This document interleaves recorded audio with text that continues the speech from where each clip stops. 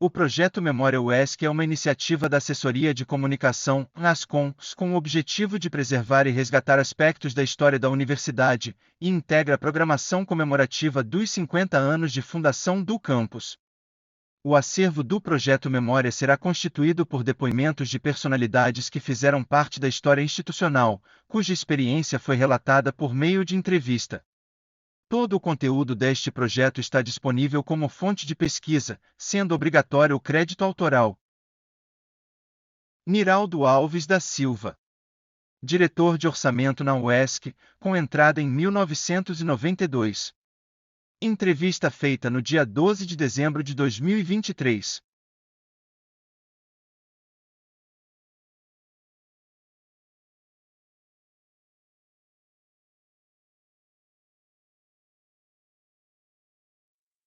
Havia 3 meses que eu tinha me aposentado da CEPLAC.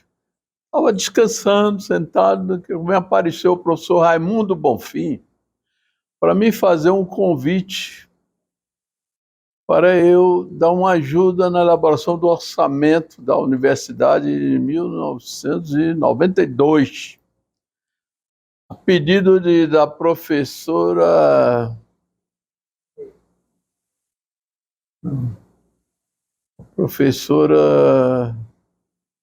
a esposa de Valder, né? Professora Dinalva Melo, desculpa. Professora Dinalva Melo. Era Bonfim, sugeriu meu nome e ela aprovou. E aí, para mim dar uma ajuda aqui durante 3 meses. Eu vim, uma época meio difícil, porque havia uma campanha, né, para reitor, novo reitor, e a Dinalva era candidata também. E eu estava trabalhando com ela, e aí houve, no início, um pouco de desentendimento, né, entre os candidatos. Mas depois correu tudo bem, e eu ajudei a elaborar o orçamento de 92. Quando concluí o trabalho, me pediram para eu dar uma continuada. De 3 meses, eu terminei passando 28 anos aqui. Nessa época, como é que era a estrutura física do campus? Quantos prédios tinha? Não, ainda não tinha restaurante, né? Não tinha auditório, estava em fase ainda de construção. Aí, a partir daí, começou a construção. Mas o que foi mais importante é que a universidade, a UESC, que era das 4 universidades, a mais nova, né, do grupo, as outras 3 já vinham funcionando normalmente. E aí não tinha parâmetro para definir o orçamento da UESC. E aí, numa reunião com os 3 reitores, 4 reitores, incluindo o doutor Otávio Miranda, o reitor de Conquista da UESB sugeriu uma coisa assim interessante. Disse, olha, vamos fazer o seguinte, vamos pegar o custo das 4 universidades e aí a gente faz o rateio da verba, de 100% da verba para a educação superior, vamos fazer o rateio para o UESC. Acontece que a UESC não tinha quase despesa porque era uma instituição ainda incipiente, né? Funcionava através de concessões da CEPLAC, que ajudava, e parece que o aluno pagava uma bolsa, uma coisa toda. Então, o recurso, a execução do ano anterior da universidade era a mínima possível, né? Então, ficou na distribuição do recurso, ficou assim, vamos botar 30 e tantos por cento para o NEB, 21% para a Feira de Santana, 18% para Conquista e 12%, e logo no início, né, de 12% para o UESC. Então foi um rateio mais ou menos nesse nível, né? E só daí em diante que nós fomos corrigindo, entendeu? E nos anos seguintes, a distribuição começou mais coerente, mas mesmo assim a UESC continuou sendo o menor nível na distribuição, porque as outras conquistas tinham 2 campos, né? Acho que depois que teve Jequié. E o NEB era 30 e tantos campos. E Feira de Santana, embora fosse um campo, mas era que tinha toda a estrutura, tinha um curso de odontologia e tal, era um custo caríssimo, né? Era um valor alto. Esses foram os maiores desafios que você enfrentou aqui? Não. O desafio é porque a UESC tinha pouco recurso, né? E faltava recurso para tudo, sobretudo porque a universidade,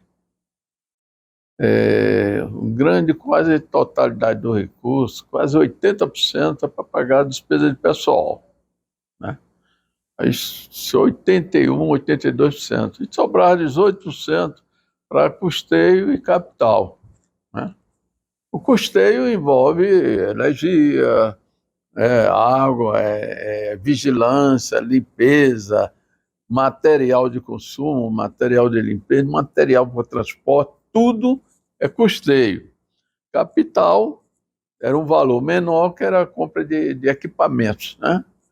Como ar-condicionado, geladeira, material de laboratório, veículos, etc. Mas sempre foi uma dificuldade muito grande a gente ter dinheiro, sobretudo para capital, né? E existia o maior desafio, era uma coisa interessante. Na hora que tinha que fazer o rateio das 4 universidades, as universidades que tinham assim, muito mais influência, lá, como o NEB e Conquista, o que é que eles faziam? Feira de Santana já era um orçamento gigantesco, quase igualando com a UNEB, embora fosse um campo. Mas eles faziam uma jogada, sobretudo a Secretaria da Fazenda e Secretaria de Administração, ao fazer o rateio para estipular o recurso para pessoal, o que é que eles faziam? Eles subestimavam a cota de Feira de Santana, da UDEB e de Conquista. E olha que jogada, era uma jogada interessante. Como ele subestimava, e no final do ano faltava recurso, como despesa pessoal é obrigatório, eles tinham que arranjar dinheiro de qualquer jeito. Aí ia tirar de onde? Das outras, né, tirando de custeio e tirando de capital, para complementar o recurso de Conquista e da UNEB. E aí era uma gritaria, né? Porque você começava com rateio, aquelas proporções que eu lhe falei, mas quando chegava no final do ano, a universidade começava a ter X%, mas na hora de executava bem menos, como também em Feira de Santana. Então eles foram cortando. Isso aí foi um desafio para a gente. E não foi fácil corrigir, não, né? E a gente tinha muita dificuldade. Embora a universidade sempre foi a mais enxuta, né? Tinha somente o campo em um lugar só, então o custo era bem menor. Mesmo com essas dificuldades, em nenhum momento da história até aqui, as contas dessa universidade foram rejeitadas ou foram advertidas. Como é que foi isso, já que você manuseava esses instrumentos? A UESC sempre gozou de um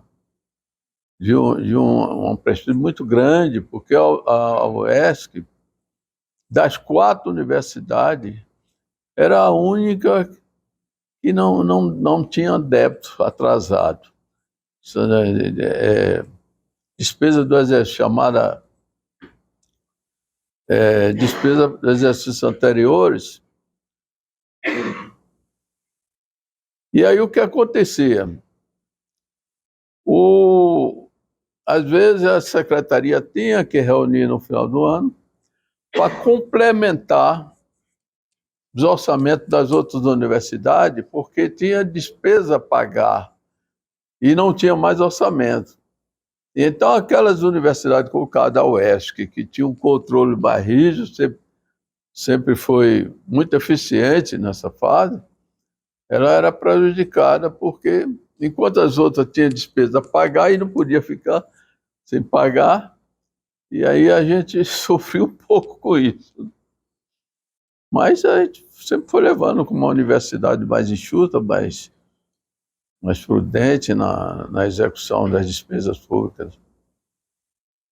Bem, quais as memórias que você traz, lembranças que você traz do tempo FESP-UESP, a transição que você viveu aí, de eleição de reitor e tudo mais? É porque você... Tem uma carência, né, de pessoal, a carência de equipamento. Eu me lembro que você não tinha computador, você não tinha nada disso. Eu me lembro que a primeira vez que eu recebi um computador, o doutor Almirando disse: olha, esse computador vai ficar para você.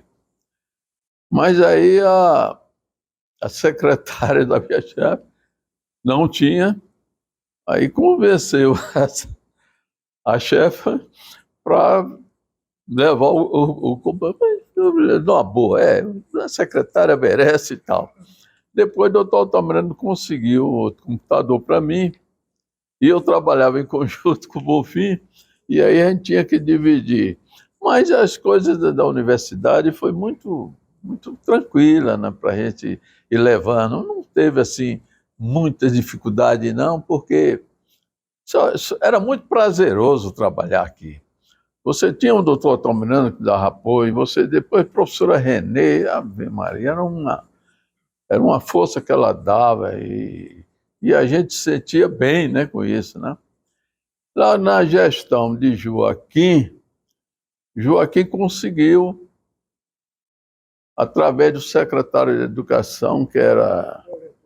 Não, secretário de Educação, que morreu no acidente de Canavieiras, Adeum conseguiu aumentar a cota da UESC, né?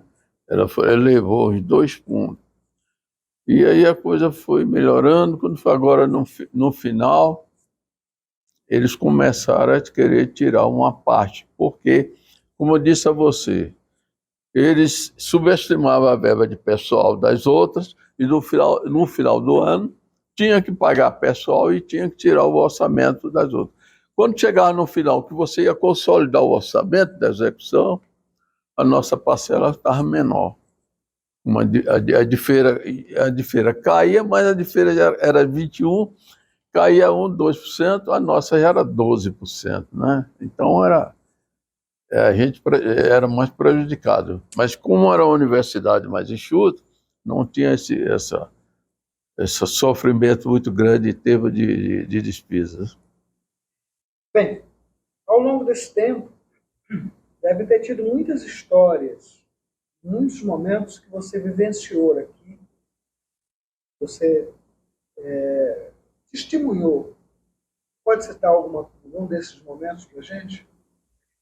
Seria mais no sentido assim, de alguma história, algum caso, que você lembra, assim, coisa bem pessoal mesmo.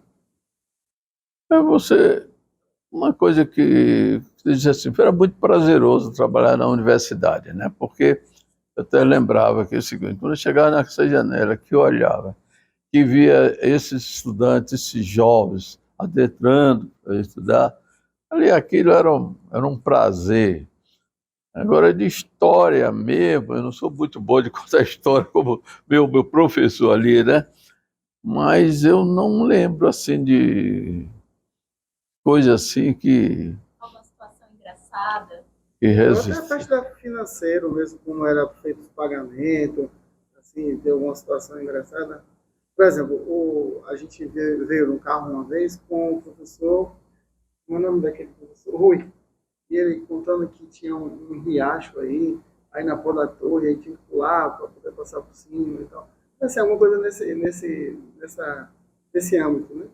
Não, eu tô, no caso assim, que eu contei que uma vez nós íamos para Salvador, no carro da universidade, e quando chegou ali perto de Valença, o motorista se sentiu mal e nós estávamos com um provedor de administração e o professor teve que pegar o carro e mandar ele para correr para o Batagal para resolver os problemas dele.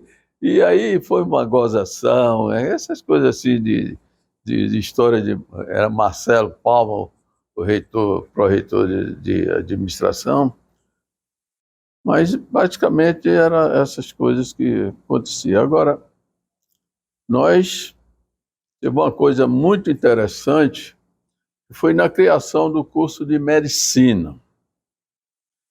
O curso de medicina, a professora Renê queria, porque queria, o sonho dela era criar o curso de medicina. E estava chegando o final do ano, e nós tínhamos que comprar, ainda no final do ano, o laboratório famoso. E aí o que nós fizemos? Uma coisa até que fugia um pouco, né, da norma.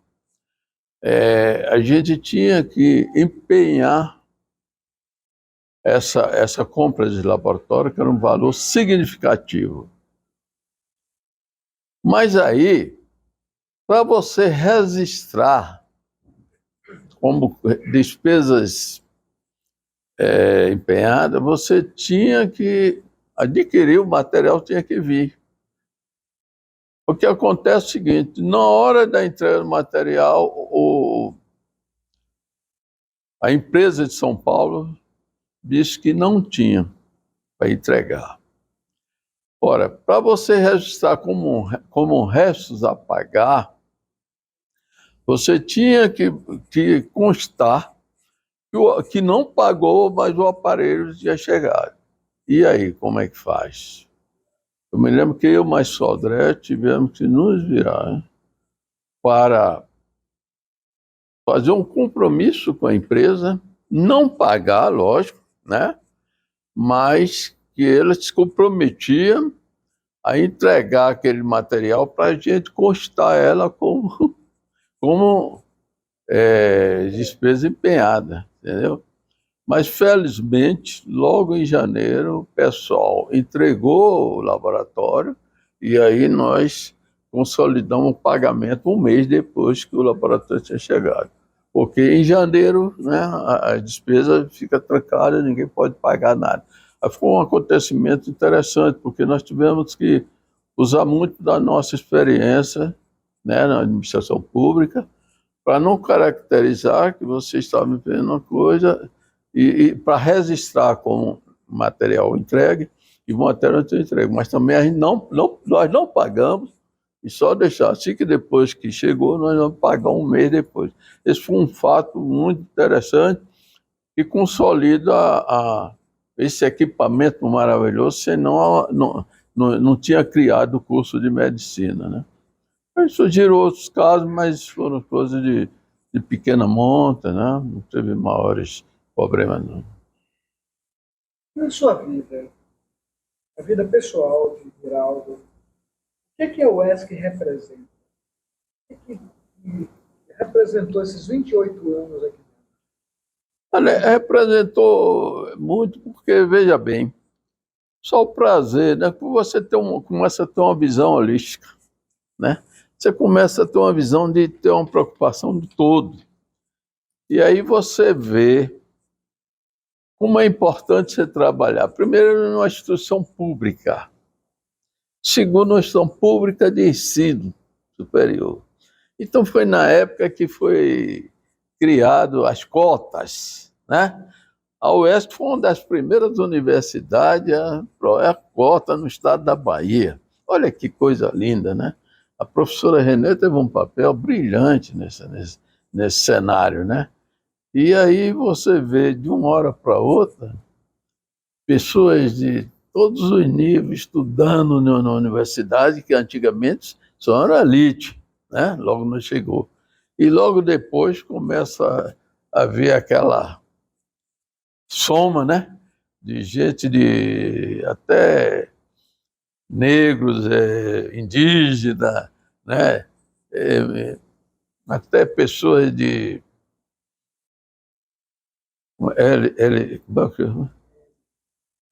então, e aí não, que essas pessoas assim começaram a se identificar melhor porque tinha mais liberdade, até mudar de nome. Eu me lembro que nós estávamos, não é? Tem uma que não aceitava ser chamado pelo nome natural e tinha que dar o nome de Lurdinha ou Mariazinha, uma coisa assim, mas foi gozado porque foi aceito pela Assembleia lá, e você veja como as coisas começaram a abrir e dar oportunidade a todas essas categorias, né? Então teve esse lance muito interessante na universidade, e a gente vai vivendo isso e vai crescendo mais, né? Tendo essa visão holística de ajudar os outros.